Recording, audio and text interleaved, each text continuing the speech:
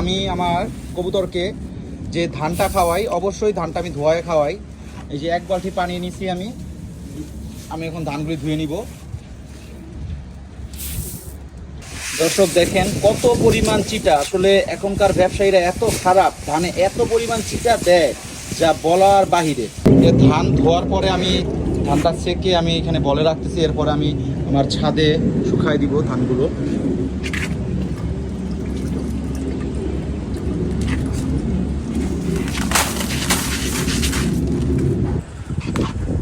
দর্শক এই দেখেন ধান ধোয়ার পরে কি পরিমাণ ময়লা কাদাযুক্ত পানি, দেখেন কি পরিমাণ ময়লা কাদাযুক্ত পানি। এই যে ধানগুলো আমি রোদে শুকাই দিলাম, মাশাআল্লাহ যে ধানটা খুব ভালো থাকে, অনেক দিন পর্যন্ত ধানটা লাস্টিং করে, কোনো ধরনের ফাঙ্গাস পড়ে না, হ্যাঁ করকরা থাকে ধানটা।